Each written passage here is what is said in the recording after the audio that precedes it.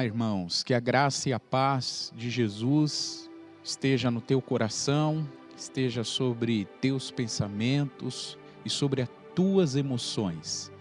Estamos vivendo um tempo muito especial, um tempo marcante de Deus na história de toda a humanidade, e nesses dias temos aprendido com Jesus sobre como organizar nossas emoções. Temos falado sobre temas muito importantes, temas que têm sido abordagens bíblicas sobre como a gente organizar nossas emoções, sobre como ajustar o nosso interior ao interior de Jesus, a palavra de Deus e ao coração dele. E hoje eu quero falar com vocês sobre um dos temas mais importantes em matéria de emoções, que é o tema gestão das emoções. Todos nós temos um patrimônio emocional. Todos nós nascemos numa estrutura familiar, funcional ou disfuncional, saudável ou doentia, e crescemos aprendendo padrões de comportamento, padrões de reação, padrões de atitudes. A palavra de Deus em 1 Tessalonicenses 5:23 vai dizer que todo o nosso espírito, alma e corpo sejam considerados irrepreensíveis para os dias de Cristo Jesus. O que isso quer dizer? Quer dizer que nós somos um espírito, temos uma alma e habitamos num corpo. E quando a gente fala de emoções, falamos dessa dimensão da alma, dessa dimensão na qual eu me relaciono comigo mesmo e com as pessoas do meu círculo de relacionamento. E falar sobre gestão emocional é falar sobre como nós lidamos, como nós melhoramos esse patrimônio emocional que nós carregamos, como que nós alteramos padrões errados e substituímos por padrões corretos e como a gente faz isso no nosso dia a dia. Então eu quero trabalhar com vocês um conceito sobre o que é gestão emocional. Vejam, o conceito gestão das emoções mostra a habilidade das pessoas que administram suas emoções e não são reféns dela. Ou seja, não vivem condicionadas por seus impulsos de cada momento, mas que através do autoconhecimento podem se compreender melhor. Ou seja, gestão de emoções é o nome, é o conceito aplicado àquelas pessoas que decidiram não ficar reféns, decidiram não ficar escravas das suas emoções. São pessoas que, apesar das circunstâncias que elas enfrentam, elas decidem ter governo através de princípios da palavra, através de princípios estabelecidos pelo próprio Deus, elas decidem ter governo sobre as suas emoções. E elas demonstram isso procurando sondar, examinar o seu interior e reagir de forma correta. As emoções, elas surgem na maioria das vezes por gatilhos externos. Veja, isso é muito importante. Em outras palavras, as emoções, elas são reações de circunstâncias que na maioria das vezes são externas, que são chamados de gatilhos externos. E as nossas emoções são como válvulas que regulam as nossas reações nas circunstâncias que a gente enfrenta diariamente. Ou seja, diariamente nós somos expostos a algum nível de tensão, algum nível de estresse, algum desafio, algum problema, alguma circunstância que não deu certo. E a forma como nós reagimos a isto são as nossas emoções que definem. Então as emoções, elas funcionam meio como reguladores dessas reações internas nossas às circunstâncias externas que vivemos diariamente. Na maioria das vezes, as pessoas que engolem tudo para manter a pose, elas acabam explodindo de forma errada, na hora errada e com as pessoas erradas. Então é muito comum que em situações de estresse, algumas pessoas, para manter a pose, para manter o status, elas seguram essas emoções. E quando elas seguram, elas retêm essas emoções elas vão explodir, elas vão expor isso em um momento, às vezes, que não é o melhor momento, com pessoas erradas, em momentos errados e de forma errada. Então é muito importante a gente entender esse assunto de gestão de emoções. O desequilíbrio emocional acontece porque não estamos sabendo lidar com nossas emoções, que, fragilizadas, se tornam vulneráveis diante das provocações e traumas que enfrentamos diariamente. Veja, todos os dias a gente enfrenta circunstâncias, enfrentamos desafios, e aqui no texto a gente deixa claro essa questão da possibilidade das provocações e dos traumas. É inevitável vivermos em um mundo caído como o que nós vivemos e não enfrentarmos traumas, e não enfrentarmos problemas, e não ofendermos e também sermos ofendidos. É impossível a gente viver no mundo caído poupando ou transmitindo a ideia de que Deus vai nos poupar dessa realidade dos traumas, dessa realidade das provocações. Mas a questão não é essa. A questão é, quando essas circunstâncias sobrevêm, qual é a minha reação? Qual é a tua reação? O desequilíbrio emocional, ele acontece justamente porque nós não sabemos lidar com nossas emoções, que às vezes se encontram fragilizadas. E quando isso acontece, veja bem, perdemos o controle e nos tornamos escravos dos nossos sentimentos.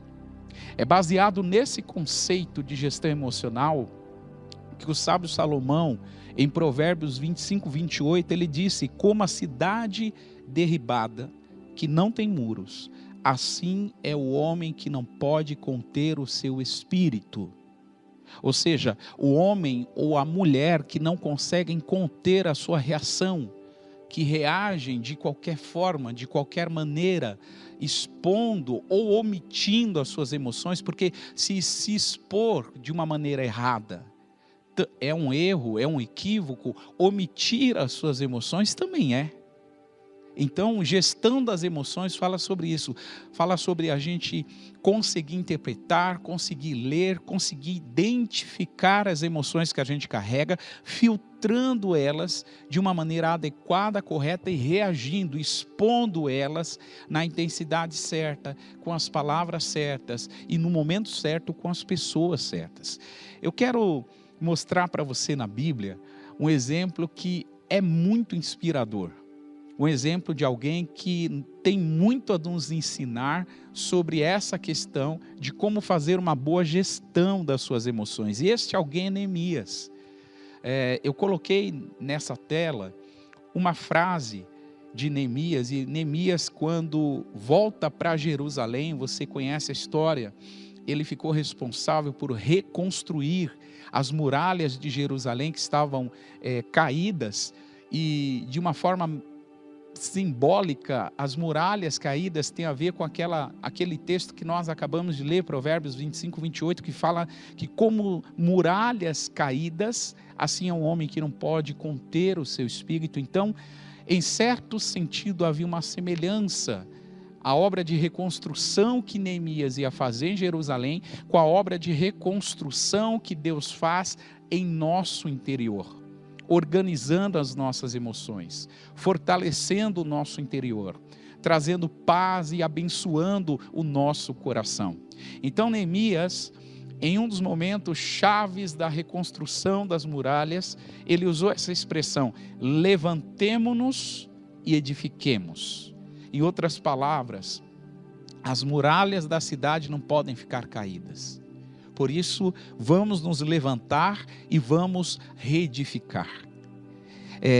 Essa ideia precisa ser trazida também para a nossa vida, dentro desse tema de gestão de emoções. Porque vejam, gestão das emoções já é um tema desafiador.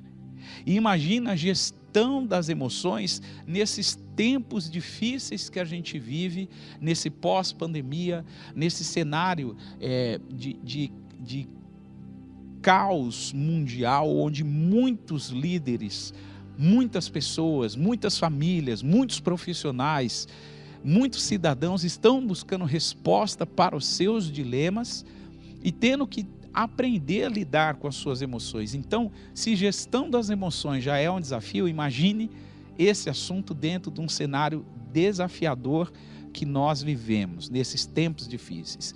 Então, quero te falar um pouquinho sobre Neemias. Quem era Neemias?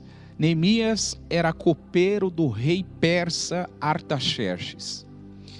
E Neemias, naqueles dias, estava na fortaleza de Suzã, o palácio real do rei persa, e ele estava a aproximadamente 1.600 quilômetros de distância da sua cidade natal, de Jerusalém.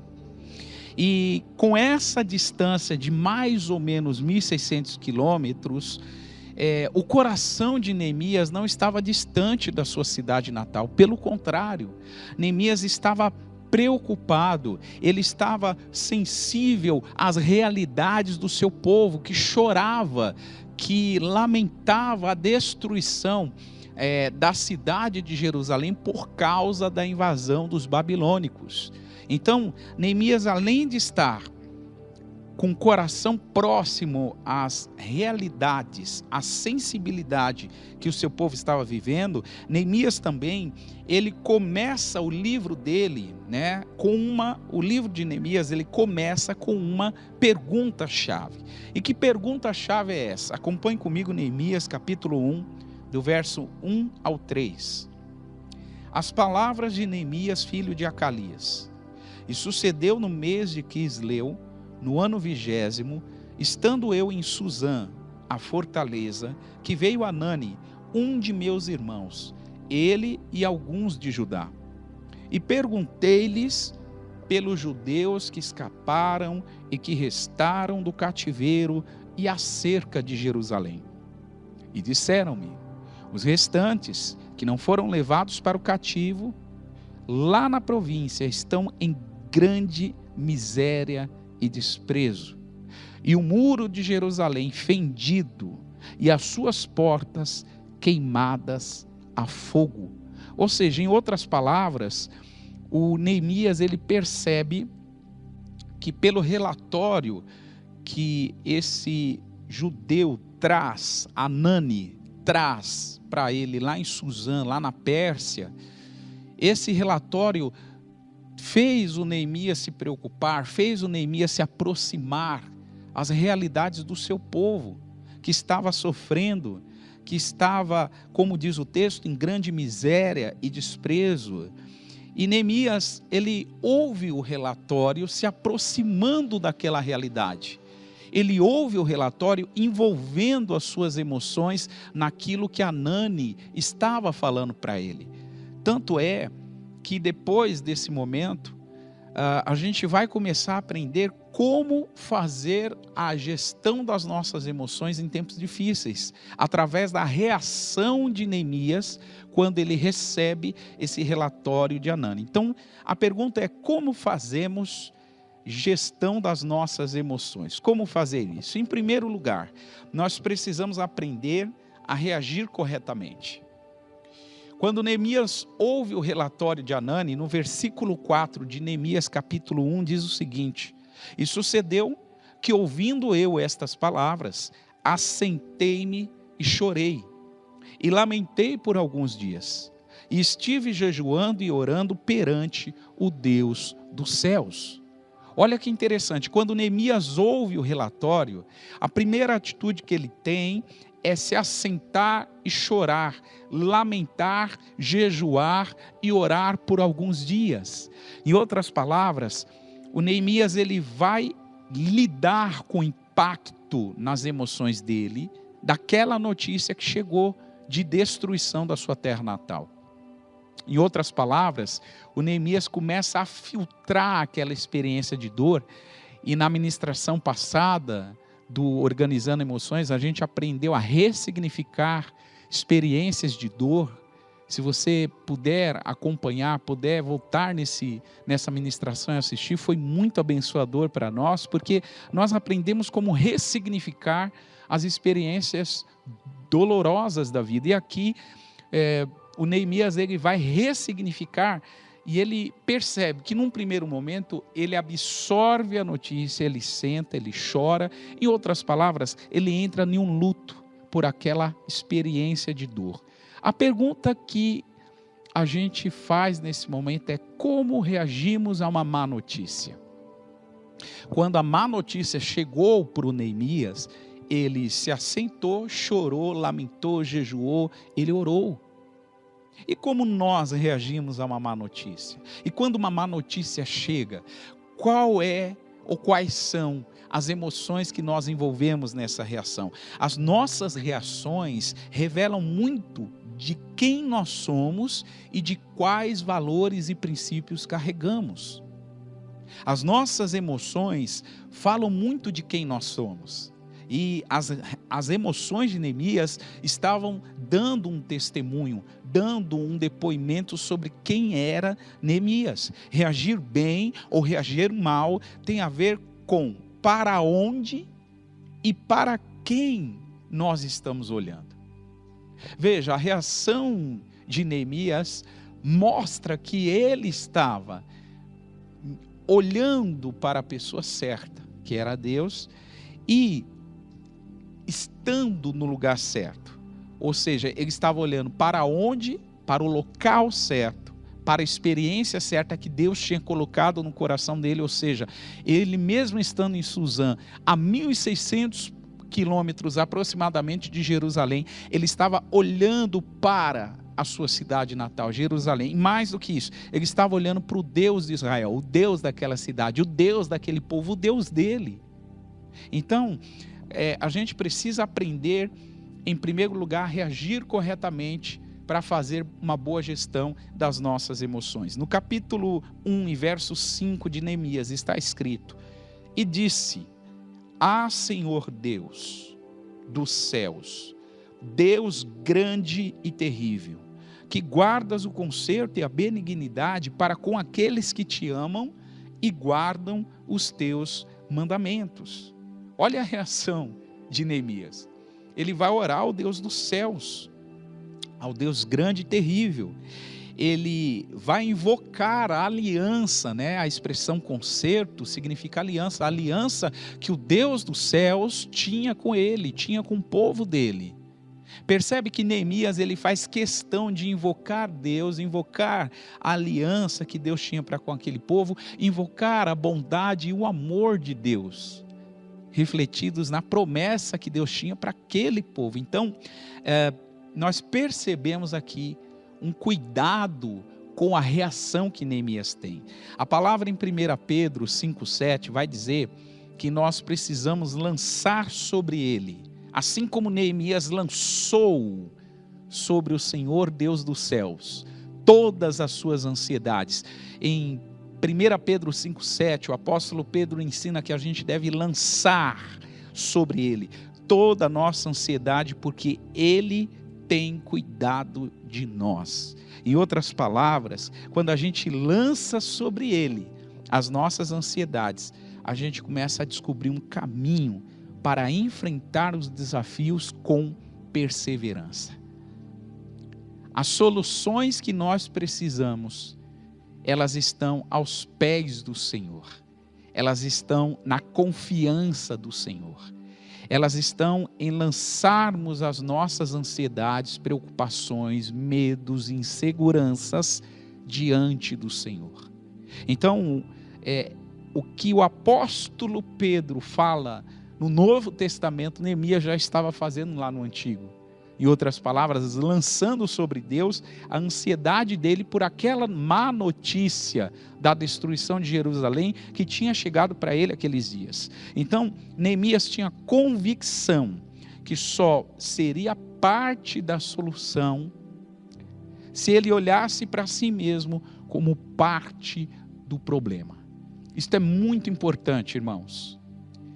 A maior parte da solução que nós precisamos só vai acontecer quando nós nos enxergarmos parte dos problemas que enfrentamos. Muitos casamentos sofrem porque maridos acham que os problemas são as esposas, ou esposas acham que os problemas são os maridos.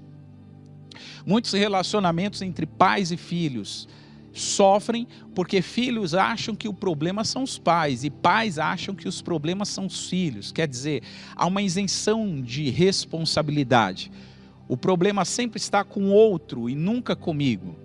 E Neemias, ele conseguiu ser parte da solução para aqueles dias, porque ele entendia, Neemias entendeu que ele também era parte do problema. Então é muito importante a gente entender essa realidade que aparece, e eu quero te convidar a ver isso no versículo 6 e 7 do capítulo 1 de Neemias.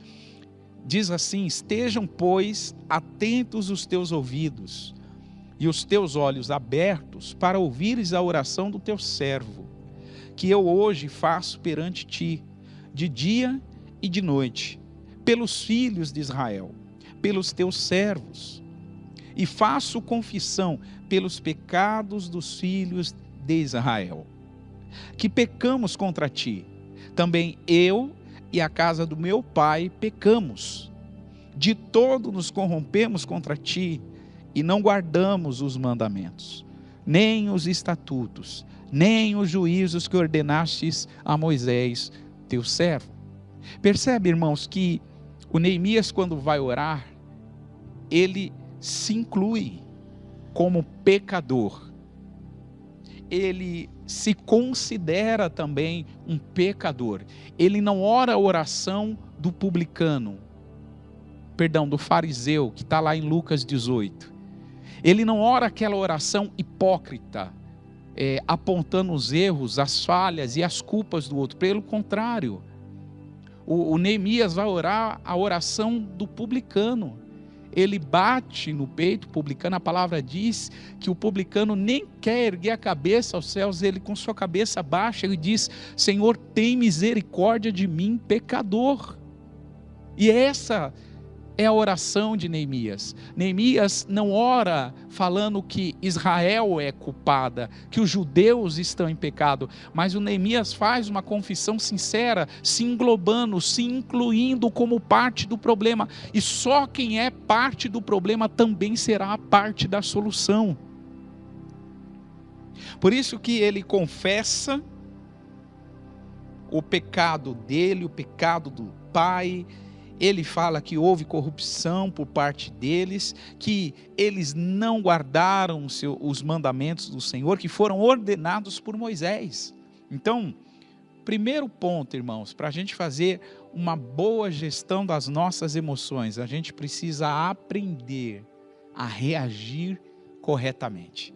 Neemias recebe a notícia má, senta, chora, ora e jejua. Mas depois ele começa a reagir, orando e achando uma solução para o problema. Em segundo lugar, para fazermos uma boa gestão das nossas emoções, precisamos aprender a abrir o coração. Veja o que diz no capítulo 2 de Neemias, verso 2 e 3. E o rei me disse: por que está triste o teu rosto? Pois não está doente? Não é isso senão tristeza de coração. Então temi muito, em grande maneira, e disse ao rei: viva o rei para sempre. Como não estaria triste o meu rosto, estando a cidade e o lugar dos sepulcros do meu pai assolada, e tendo sido consumidas as suas portas a fogo? Perceba, irmãos, que Neemias, ele aprende a abrir o coração. Ele não só aprende a reagir corretamente, como ele aprende a abrir o coração. E em matéria de gestão de emoção, é muito importante nós aprendermos a abrir o coração. O texto vai dizer que o rei Artaxerxes pergunta o porquê que o rosto do Neemias estava triste. Percebe que o Neemias, ele encontra aqui uma oportunidade para falar da sua dor do coração, para abrir o seu coração, e é isso que ele faz. O texto diz que o Neemias, de uma forma muito respeitosa ao rei, ele diz: ó rei, como meu coração não estaria triste, se a cidade do sepulcro, do túmulo dos meus pais está destruída, como o meu rosto não estaria triste se aquela cidade está assolada e as portas foram queimadas a fogo? Como, rei? Percebe, irmãos? Ele abre o coração de uma maneira muito positiva, de uma maneira muito sincera, de uma maneira muito honesta, mas, ao mesmo tempo, ele abre o coração com uma pessoa certa, o rei que veio até ele. Então, o que é aprender a abrir o coração? É saber como, quando e com quem abrir o nosso coração. Você, assim como eu, deve conhecer muitas pessoas que abriram o coração com a pessoa errada, abriram o coração na hora errada e abriram o coração do jeito errado.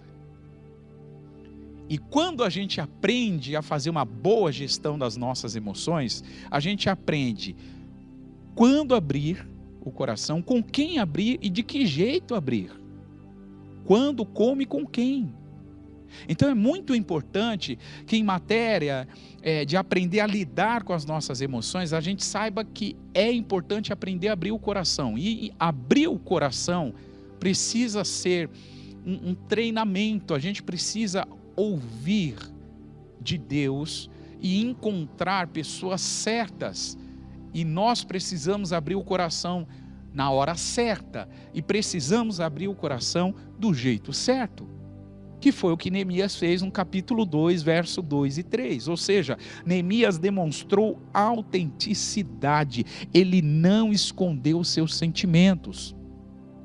Mas o texto não diz que Neemias abriu o coração com outro funcionário do palácio.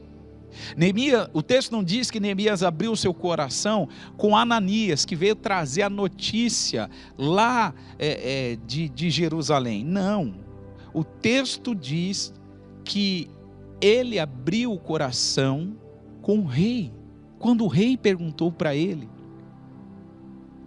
Uau, há muita oportunidade de Deus quando a gente abre o nosso coração e expõe para fora as nossas emoções, mas saiba disso, abrir o coração não é com qualquer pessoa, não é em qualquer momento e não é de qualquer jeito, tem um jeito certo, pessoas certas, em momentos certos. Abrir o coração é um risco, porque se eu vou abrir o meu coração com uma pessoa, eu não sei como a pessoa vai tratar essa minha abertura de coração, esse conteúdo que eu estou colocando para fora.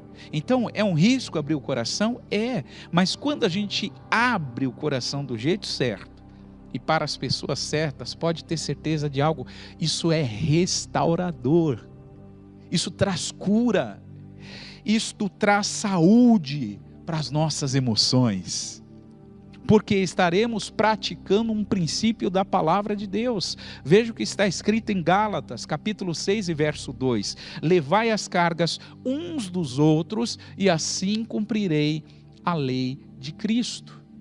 A lei de Cristo é o amor. E o amor pressupõe a abertura de coração de forma honesta, do jeito certo, com a pessoa certa. Então, quando a gente abre o coração e partilha as cargas uns com os outros, Paulo disse em Gálatas que nós estamos cumprindo a lei de Cristo. E mais, o apóstolo Tiago, no capítulo 5 e verso 16, ele diz: confessai as vossas culpas uns aos outros e orai uns pelos outros, para que sareis. A oração feita por um justo pode muito em seus efeitos. Veja que o apóstolo Tiago fala que depois de uma abertura de coração honesta, sincera, no tempo certo, com a pessoa certa, uma abertura de coração feita do jeito certo, e essa pessoa sincera que ouve, a nossa abertura de coração, ora. A palavra diz que esta oração feita por um justo, alguém que está em Cristo, que é justificado pelo sacrifício de Cristo na cruz, esta oração pode muito nos seus efeitos, tem muito impacto, pode promover resultados incríveis. Então eu quero te estimular a aprender a fazer a gestão das emoções, aprendendo também como abrir o seu coração. Em terceiro lugar, para fazer a gestão das nossas emoções, precisamos manter as nossas emoções em equilíbrio ou equilibradas. Veja o que diz o capítulo 8 de Neemias, verso 9. E Neemias, que era o Tirsata, e o sacerdote Esdras, o escriba, e os levitas que ensinavam ao povo, disseram a todo o povo: este dia é consagrado ao Senhor vosso Deus, pelo que não vos lamenteis, nem choreis, porque todo o povo chorava ouvindo as palavras da lei. Disse-lhes mais: ide, comei as gorduras, e bebei as doçuras, e enviai porções aos que não têm nada preparado para si. Porque esse dia é consagrado ao nosso Senhor. Portanto, não vos entristeçais, porque a alegria do Senhor é a vossa força. Olha que interessante, irmãos. Neemias, ele começa o livro dele no capítulo 1, sentando, chorando, lamentando, orando e jejuando, pela má notícia que ele recebeu da destruição de Jerusalém. Mas quando ele parte de Suzã para Jerusalém, para reconstruir a muralha, desenvolve um projeto, um plano. A palavra diz que em 52 dias Neemias reconstruiu as muralhas. E depois disso houve toda uma reforma espiritual. O texto que nós lemos mostra que Neemias não estava sozinho, ele tinha uma equipe, nessa equipe estava Esdras, o escriba, tinham levitas que ensinavam a lei de Deus para o povo, e nesse clima, muitos estavam tristes, muitos que ouviam a lei do Senhor, a palavra de Deus, eles estavam entristecidos e choravam ao ouvir a palavra, e nesse momento, Neemias tem uma palavra de discernimento. E que palavra é esta? Neemias diz: não é tempo de chorar, não é tempo de se lamentar. Este dia é consagrado ao Senhor e não devemos estar tristes, porque a alegria do Senhor é a nossa força. O Senhor nos fortalece através da alegria. Perceba, irmãos, que quando a gente olha para esse texto bíblico, o que eu vejo aqui é Neemias dando ao povo uma palavra de orientação, uma palavra de ensino, uma palavra que o objetivo era equalizar o povo a uma só situação. E que situação? Não era tempo mais de chorar. As muralhas que antes estavam destruídas, estavam reconstruídas agora. O tempo de lamentar e chorar já tinha passado, agora era tempo de se alegrar, era tempo de comer, era tempo de partilhar o banquete, a comida com quem não tinha nada, era tempo de se alegrar. Então, eu percebo aqui Neemias, ele equilibrando as emoções. Não é à toa que em Eclesiastes 3, o sábio Salomão diz que há tempo de chorar e há tempo de sorrir. Há tempo de abraçar e há tempo de deixar de abraçar, como agora na pandemia não é um tempo de abraçar. Temos ouvido isso das nossas autoridades e temos seguido isso. Então há tempo de plantar e há tempo de arrancar o que se plantou. Em outras palavras, o Neemias está transmitindo uma orientação de equilíbrio nas emoções. E isso é muito importante para que a gente consiga ter as nossas emoções debaixo de uma boa gestão. Então, em primeiro lugar, nós precisamos aprender a agir corretamente.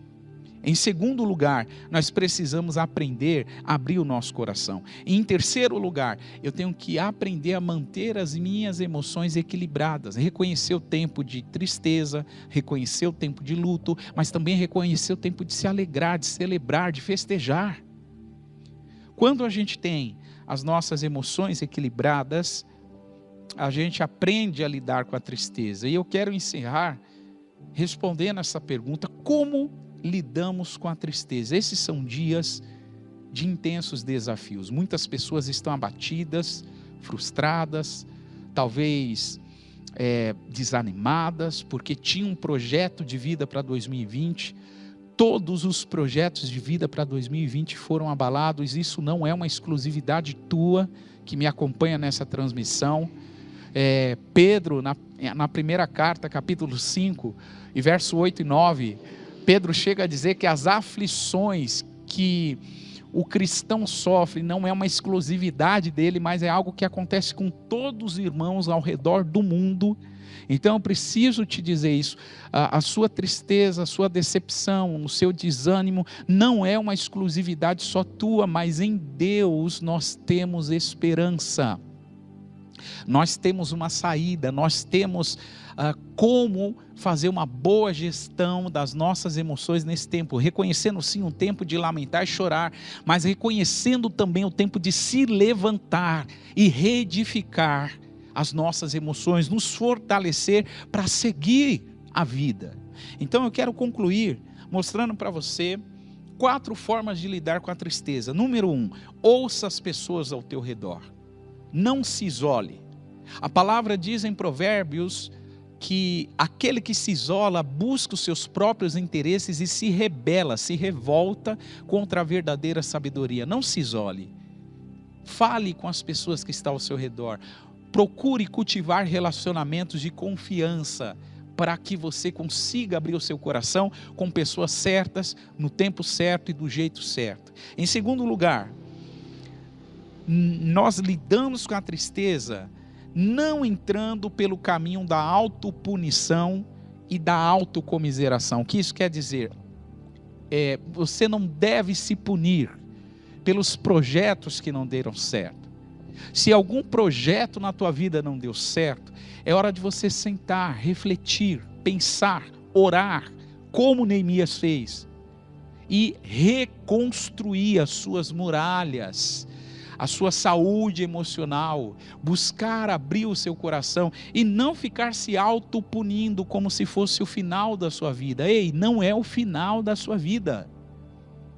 Então, a gente lida com a tristeza aprendendo a não andar no caminho da autopunição e aprendendo a não andar no caminho da autocomiseração. O que é autocomiseração? Por causa das nossas frustrações, muitos de nós temos a tendência de querer conquistar, despertando a dó nas pessoas por nós. Despertando nas pessoas uma ideia, eu vou ajudar, porque essa pessoa, coitadinho, já tentou tantas vezes e não deu certo. Não faça isso. Não desperte a ajuda dos outros por causa de uma sensibilidade ao momento ruim que você viveu. Não tenha dó de si mesmo para que os outros te ajudem, porque você tenham dó de você. Então lide com a tristeza, não entrando no caminho da autopunição, não entrando no caminho da autocomiseração. Em terceiro lugar, percebendo que o mundo não gira em torno de nós. O mundo não gira em torno de nós. Uma das melhores formas de lidar com a tristeza é entender que o que nós passamos não é uma exclusividade nossa. O mundo não gira em torno de nós. No mundo nós temos mais de 7 bilhões de habitantes. Quantas histórias de vidas, quantas histórias de sofrimento, de perdas, de dores, de angústias, de aflições, e que houve uma superação em Deus. Então, pensa assim, o mundo não gira só em torno de você. Se você está vivendo um momento ruim, aprenda com este momento. Ouça o recado de Deus ao teu coração, refaça a rota, ajuste os pontos errados e segue a jornada com Cristo. Em quarto lugar, nós vamos aprender a lidar com a tristeza oferecendo as nossas emoções para Jesus governá-las diariamente. Estamos numa série chamada Organizando Emoções com Jesus. E por que não dizer, e por que não lembrar que todos os dias nós devemos oferecer as nossas emoções para que Jesus governe pelo poder do Espírito Santo, pelo poder da sua palavra, pelo poder da verdade de Deus. A palavra diz que o fruto do Espírito é o amor.